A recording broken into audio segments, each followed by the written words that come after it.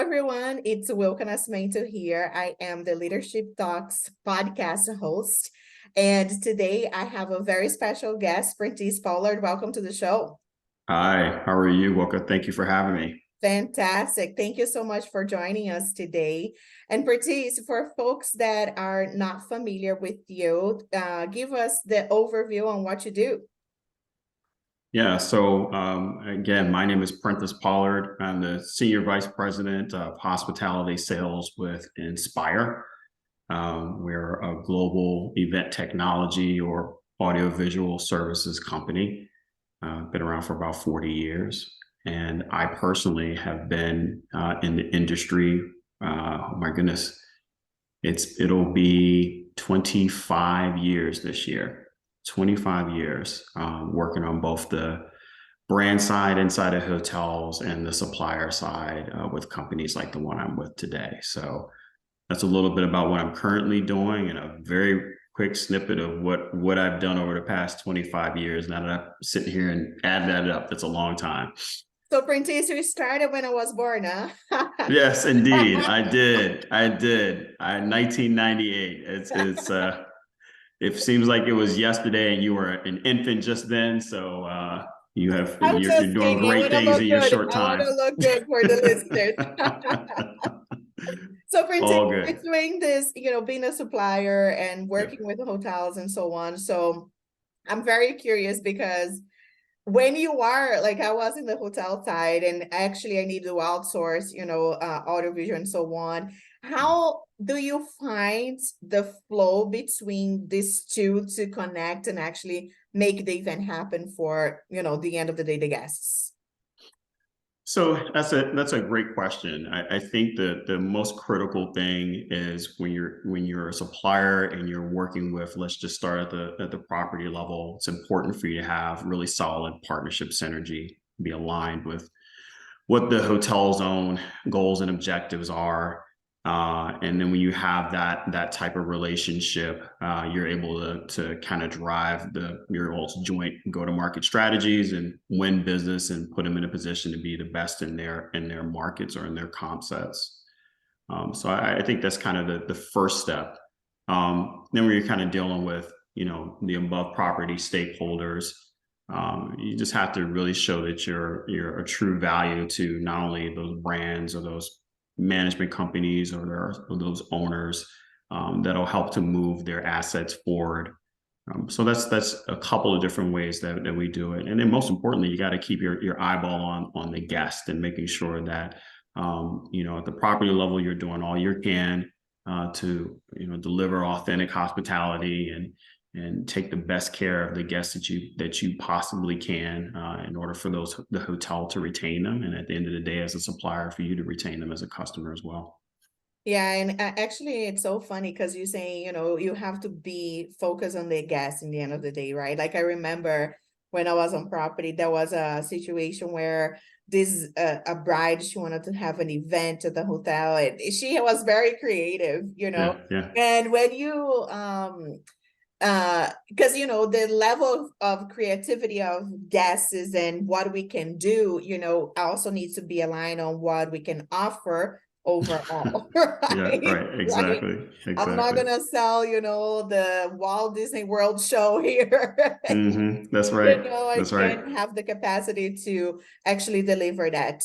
So how would you say that this is smooth transition and this deliver can be attainable in today, technology and all of the flexibility and innovation that we have so far? Yeah, so every customer, whether you're a big corporate customer that we deal with on day in and day out, whether it's through our hotel partnerships or through our other business vertical, our show services and client direct team, everyone has different needs. Or again, to your point, if they're a social customer who's spending their own money, is really in tune with what they want to do with the investment that they're going to make in these type of events that they're looking to put on personally. I think you're able to link the two because people get so excited. Again, I'm speaking about the folks that are paying on their own and social events. Those folks really know what they want. Those clients really know what they want, and as our team members on property, they're able to kind of talk and understand what their needs are a little differently, and keep that excitement going with them, especially with technology changing as much as it does. We're able and we're very capable of keeping up with those needs and demands of those customers. Awesome, awesome. And Prentice, it seems we are here at the Black Excellence series at the Leadership Talks podcast. I wanted to hear from you. When you started your career, did you have a mentor that was, giving you some tips and, suggestions on what you should do or not? Talk to us a little bit from that leadership side of your early beginnings. From my early beginnings, I went to undergrad for broadcast journalism, and didn't want to be a front of house or on screen personality. I was more or less really into the production end of it. So me moving into my career from an event technology and audiovisual standpoint was pretty easy. Very, very early on, I worked for a small women-owned government contractor in Washington, D.C., and I was selling and servicing audiovisual business, along with being a meeting planner at the same time in a conference center in Rockville, Maryland. So very early on, I had a great mentor and the owner of that company, who really took a liking to me, kind of understood what my career goals and objectives were, and was very, very much so supportive and nurturing of what I wanted to achieve. Kind of fast forwarding a little bit, when I got into hotels themselves, I had some really solid mentors outside of the brand that I worked in. Some folks that were actually near and close to myself and my family, who were really prominent hoteliers and were doing really great work in their side of the business. And so I was able to speak and to them on a regular basis, and more importantly, getting coaching and counseling from them. And that mentorship never ends. I have folks that I still have very high regard for right now, that are still great mentors to me. Both inside of my organization, as well as outside of my organization, that have really helped and coached me and given me great advice to kind of push my career forward. So lots of different influences at different parts of my 25 years in the business, for which I'm really grateful for. Amazing. And Prentice, I invited you because it's so much of history, right, and experience and learning. I actually was in touch also early in another podcast with the founder, a co-founder of the Black Restaurant Week here for the DMV area. Okay. So I think the hospitality has many talents, right, and we are all coming from this challenge that, we definitely felt, from, the past couple of years. But, if you were to say and give, yourself a suggestion during this 25 years of experience, and what would you tell your own self, hey, follow this path here, or, hey, be more cautious or network more, what would that be? Yeah, so that's a really good question. I think that I've been really focused on helping people along their careers. 25 years is more than half of my lifetime, being here on Earth, and certainly being able to work in a single industry for that period of time is pretty interesting in itself.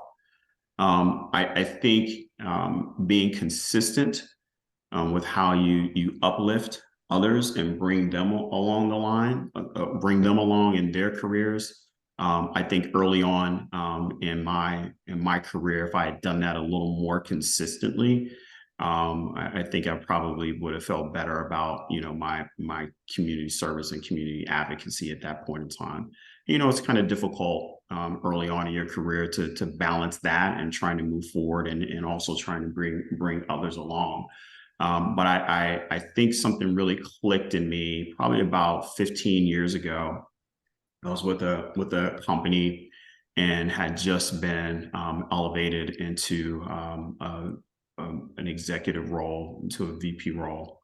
And I remember a team member coming to me and telling me that it was mission critical, and I'm paraphrasing, that I be successful, and that I was kind of leading the charge on the of change within that specific organization, with me being in that role. And I to this day, albeit again 15 years later, I never forgot that, and have been very intentional with bringing others along through their career, especially folks that are new to our industry, and are trying to kind of feel their way through and navigate the beginnings of their career. So I take that really, really personally, and try to be really focused on that. Yeah, I think for me too, you when you said that, I was like, oh, who did I actually help in my early beginnings? So I just thought about this colleague. She was an intern with me when I was working in this hotel in New York City. Mhm. And today, I think I follow, yeah, we connected on LinkedIn and I followed her. So she was having a field trip with NYU in Mhm. China. And I was like, oh my gosh, I'm so proud of you, in That's wonderful. hospitality, so Yeah. it's amazing if you give people the chance and share, your knowledge of what you can accomplish together. And then also years later, just see them flourishing and being successful. It makes me super proud. So shout outs to Nai, if she's listening to this. But Prentice also, for here, the DMV area. Mhm. So your career was every time in the same, air in the DMV, or you ventured out to other states? So I've been very fortunate for the few companies that I've worked with, to have had the opportunity to work either at the hotel, inside of hotels, or inside of corporate offices, all based here in the DC area, which again is kind of an anomaly. But no, I've been here my entire life. As I shared early on, I'm a native Washingtonian, born and raised, and even through my career, I've been able to stay here and stay in the DMV.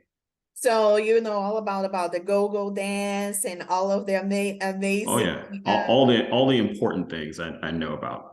excellent. All the important things pertaining to our culture, I am well entrenched. Yeah, oh my gosh. The other day too, I had a friend visiting from New York and we went to the National the Smithsonian, the African Mhm. American Museum, and I was like, oh my gosh, Oh yeah. that is so amazing, so much information to take in. It's definitely one of the other points that I love being in Washington is that is a very unified, diverse community here. Mhm. But now, Prentice, also from your experience being here for all this time, I would like to learn from you. What do you think about this trendy topic these days, right? Everybody's talking about being a diverse company and inclusive. What is your thoughts on that? I I cannot agree more with the concept. I think that while it's trendy, I think that a lot of organizations, including the one that I'm working for now, have really been at the forefront of ensuring that there are diverse voices and faces and every other thing pertaining to DEI involved in the culture of their organizations. When you don't have voices at the table, people at the table that have different mindsets, different opinions, different experiences, whether it's in the workplace or beyond, you're not going to be able to move whatever project you're working on forward. and really capture, the essence of what's needed to be successful with that project. Again, whether it's work or otherwise. So I am happy to see that with a lot of the major companies, whether they're hotel organizations or any, your Fortune 500 companies, are really taking this to heart. We live in a very diverse area. You talked about the DMV earlier, so it's obviously prevalent here where we live. But it's the same I'm finding in my travels throughout the country. It's starting to dig in and mold in other places outside of our borders too, which I've read and you kind of see in my travels too. So I'm really excited about it. The one thing that I will say is that this can't be a moment. This is very important. If you narrow it down to just thinking about our industry and what are the makeup of those folks that work in our industry day in and day out, it's really important for us all to do our part to make sure that the teams that we build are representative of our industry and what it looks like in a whole. So exciting concept, really important work to be done. And I'm excited to personally be a part of it and the things that I do both in and outside of Inspire. I'm excited about what Inspire is doing as an organization too. And I'm excited about what I'm seeing around the industry as a whole. Yeah, thank you for your thought, Prentice, because also this is one point that, I leverage, and actually, the Black Excellence series. I was talking to someone, the person was in Europe, and he said, oh, I used to live in Rockville when I lived in these States. I was like, oh my gosh, we were neighbors, Yeah. So it's so funny because we are all connected some way, somehow.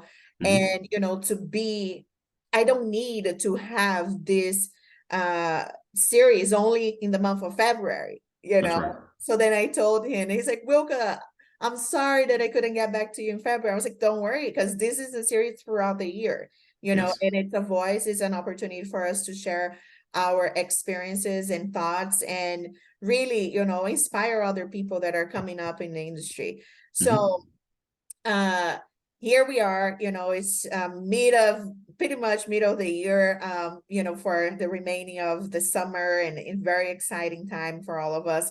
What do you think, for what are you looking ahead for the remaining of 2023 and, on your own projects? Well, surprisingly, or not surprisingly, we're already starting to get into full gear for next year. Right. So, we're in the 5th month of the year and we're already looking forward to January. Right. And that's the great part of being able to plan ahead and have plans that actually work out and be successful. You can continue to kind of, push your plans forward and prepare for future years.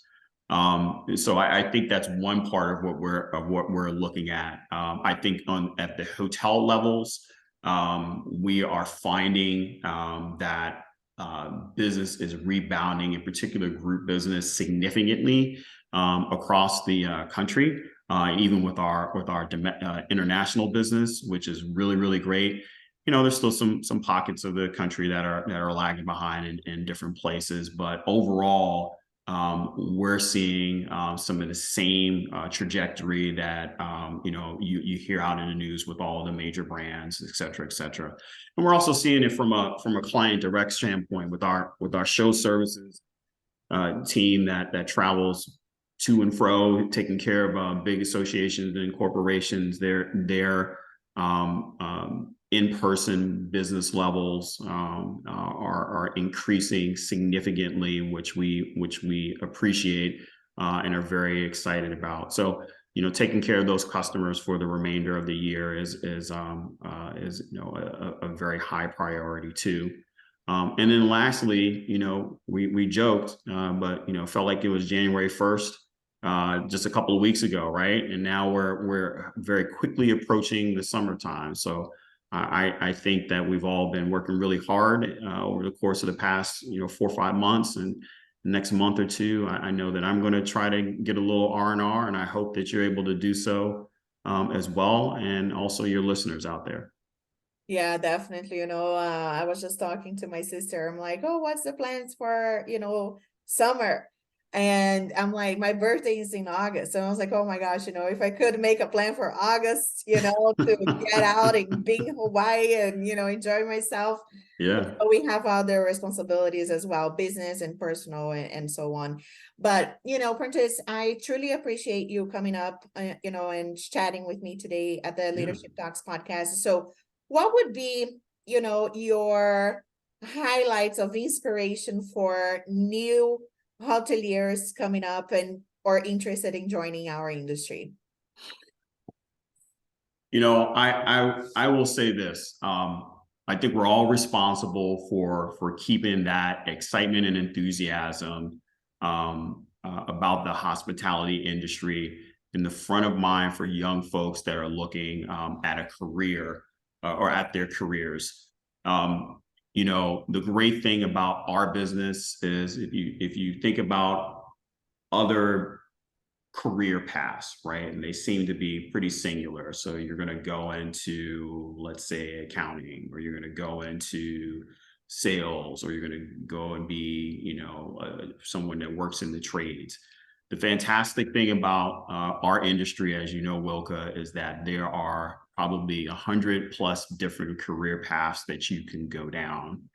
And for young folks that are looking for a career, know that working in our industry, in the hospitality industry, there are so many growth opportunities and so many different pathways that you can go down to be the absolute best that you can be in your specific, facet or career path. It's just fantastic. I would tell folks that our industry is resilient. Although we've been through some ups and downs over the past couple of years, obviously due to the pandemic, you clearly see how well we have rebounded. And this isn't the first time that it's happened to us. And we did the same then, just like we did in recent times. So I would encourage folks to young folks to please look at what we do very seriously. Reach out to folks like myself or you if you have questions about it. And then, we're here to support you and encourage you to join us here in the hospitality industry.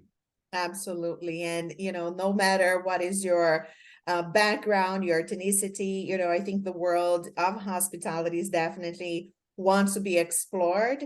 And like you said, we are here to support if anybody has any questions. So again, Prentice Pollard, thank you so much for being on the show. I'll see you next time. Thank you. You're doing great work. It's important, and I appreciate you having me. My pleasure. Bye now.